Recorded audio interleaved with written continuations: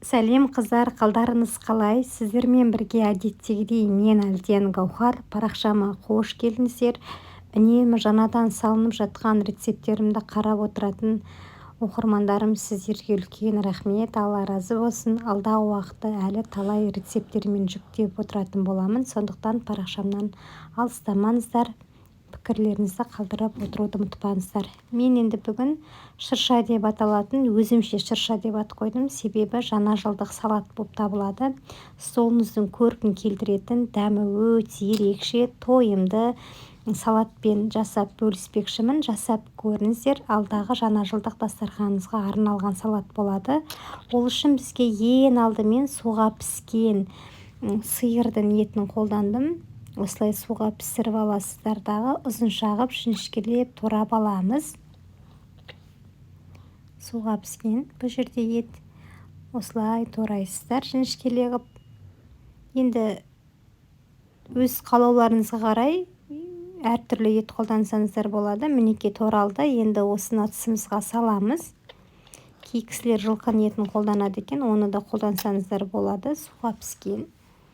Одан кейін қызыл жуамызды алып, оны да ортасынан бөліп, жіңішкелеп турап аламыз. Именно қызыл жуа дұрыс болады. Сондай әдемі түс беріп тұрады. Осылай тураймыз. Жіңішке қылып.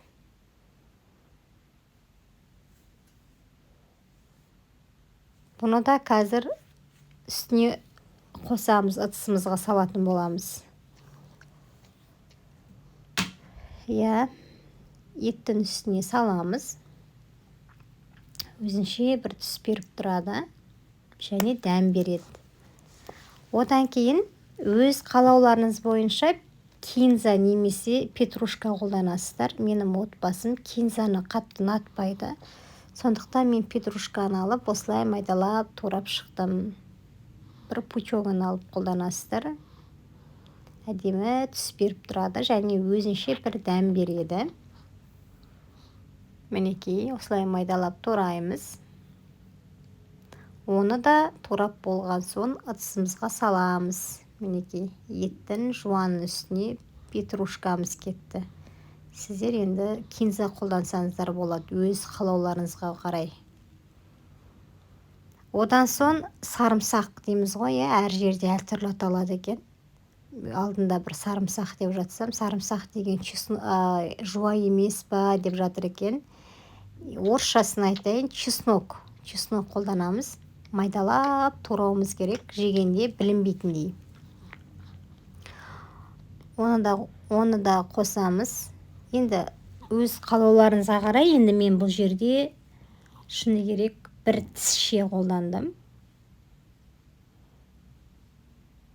Оны да салдым. Сонда дәміне қарай көресіздер ғой, көбірек болсаңыз, көбірек қосыңыз. Одан кейін аршыған бір анар бар етін, бір штук. Соны аршып, үлкендеген, оны қостым. Татымына қарай тұз қосасыздар. Одан соң осының үстіне майонез қосамыз. Майонез қосқаннан кейін жақсылап тұрып, езбей, әдемілеп тұрып, бір келкі болғанша араластырып аламыз.